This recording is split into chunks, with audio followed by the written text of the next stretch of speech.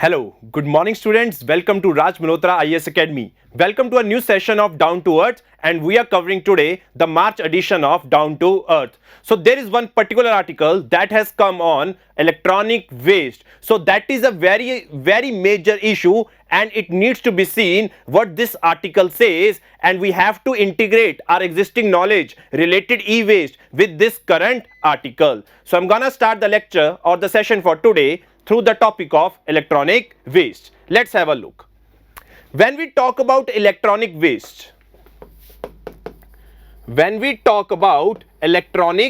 waste, there are certain things that we need to know. First of all, I am going to explain you and then हम इसके बारे में थोड़ी सी discussion करेंगे article में what it tries to say.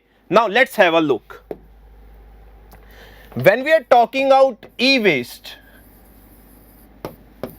when we are talking about electronic waste, so Ministry of Environment, Forest and Climate Change notified the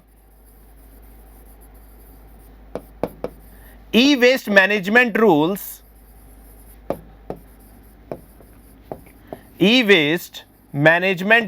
back in 2016.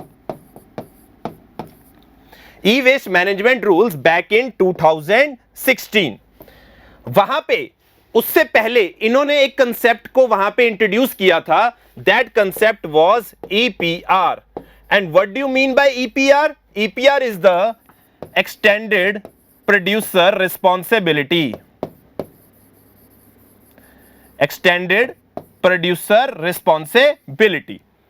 तो यहां पे इन्होंने कंसेप्ट को इंट्रोड्यूस किया एक्सटेंडेड प्रोड्यूसर रिस्पॉन्सिबिलिटी का, जिसके अंदर it was duty of the producers कि वो इलेक्ट्रॉनिक वेस्ट के लिए मैकेनिज्म बनाए कि उसको कलेक्ट करें और फिर उसको क्या करें, रिसाइकल करें. अगर किसी एक इंडिविजुअल प्रोड्यूसर की क्षमता नहीं है कि वो ऐसा मैकेनिज्म डिवाइस कर सके, then the sum producers can together form their guild in the form of PROs, that is Producer Responsibility Organizations. That is Producer Responsibility Organizations. तो e-waste को कलेक्ट करने के लिए we have the e-waste management rules that were notified by Ministry of Environment, Forest and Climate Change. There is a concept called extended producer responsibility that puts the responsibility on the producer in order to have a mechanism in order to collect the e-waste. Now what is the problem that is being discussed in this article? Let's have a look. This article is saying particularly about that India is the third largest producer of e-waste. India is the third largest producer of electronic waste. एक report आई है global e waste monitor report which says India is the third largest producer of e waste. Now according to 2016 rules there were some responsibilities on the producers that कि उनको इतना minimum हर साल percentage of waste को collect करना है. They have to collect certain percentage of waste that is being generated. Let's suppose in 2017-18 उनका target था 10%, तो 2018 में उनका टारगेट कितना हो गया, नेक्स्ट 10%, दैट इज 20%. तो ये हर साल 10 साल का क्या होता जाएगा, इंक्रीमेंट होता जाएगा. ये क्यों लेके आए, ताकि प्रोड्यूसर्स को भी एक राहत मिल सके, उनके ऊपर एकदम से बर्डन ना पड़े इतना सारा वेस्ट को कलेक्ट करने की responsibility. So it was the responsibility of whom? The producers, under which extended producer responsibility. Now this article is particularly saying that we have recycling infrastructure with us. We have recycling infrastructure हमारे पास available है, but problem कहां पे हो रही है, waste को collect करने के लिए. We are facing the problem in collecting the waste. इसके रिलेटेड हमारे पास इनफ मैकेनिज्म डिवाइस नहीं है. इवन प्रोड्यूसर इसके ऊपर अपनी जिम्मेवारियों पर खरे नहीं उतर पाए हैं, जबकि हमने रिसाइकलिंग के ऊपर अपना इंफ्रास्ट्रक्चर बना लिया है और हमारा वेस्ट कलेक्ट करने की जो जनरेशन जो वेस्ट हो रहा है उसको कलेक्ट करने के लिए हम क्या कर रहे हैं, लैक कर रहे हैं. I am gonna make sure कि इसके रिलेटेड हम देखें एक डेटा जैसे कि आप यहां पे देख सकते हो कि अगर हम बात करें कि जो हमारा वेस्ट कलेक्टेड है वो सिर्फ इतना अमाउंट है 78,281, जबकि हमारी रिसाइकलिंग की कैपेसिटी, प्रोसेसिंग की कैपेसिटी सब इनहांस हो रही है।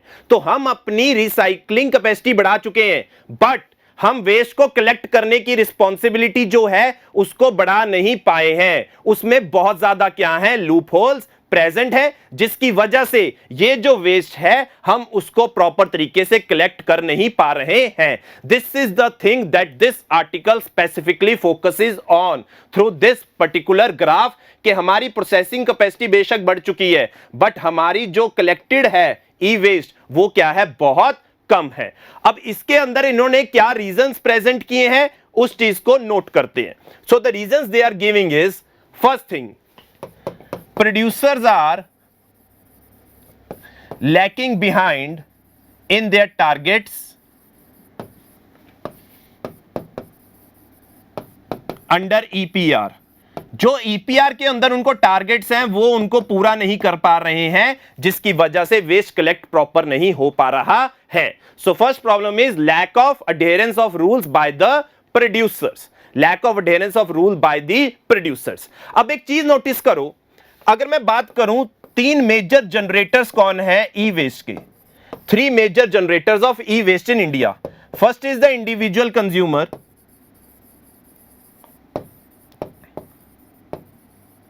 सेकंड इज द गवर्नमेंट और द बल्क कंज्यूमर्स,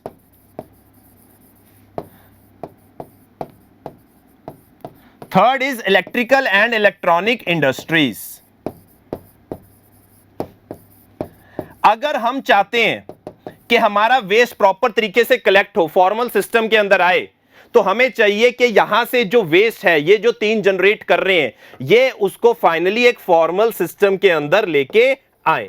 दिक्कत क्या हो रही है कि ये वेस्ट फॉर्मल तरीके से हमारे पास ऑथराइज्ड डिसमेंटलर्स के पास नहीं आ पा रहा है। It is not reaching to authorised dismantlers that are under the rules covered. जो रूल्स के अंदर डिसमेंटलर्स और रिसाइकलर्स कवर्ड है, उनके पास यहां से जो वेस्ट जनरेट हो रहा है वो वहां तक नहीं पहुंच पा रहा है।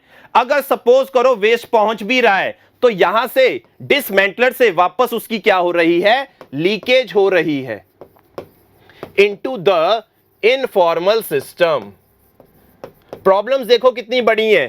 पहली बात क्या है कि प्रोड्यूसर अपनी रिस्पॉन्सिबिलिटी नहीं पूरी कर रहे हैं। दूसरी चीज, अगर वो किसी तरीके से फॉर्मल डिसमेंटलर्स के पास पहुंच भी जाए, अगेन उसकी लीकेज हो रही है इनफॉर्मल सिस्टम में। और तीसरी चीज क्या है कि यहां से ज्यादातर अगर हम वेस्ट की बात करें, वो फॉर्मल सिस्टम के अंदर पहुंच नहीं रहा है। ए वेस्ट फॉर्मल सिस्टम के अंदर पहुंचे, उसके लिए सरकार ने एक स्कीम बताई थी under e waste rules, that was collect back scheme.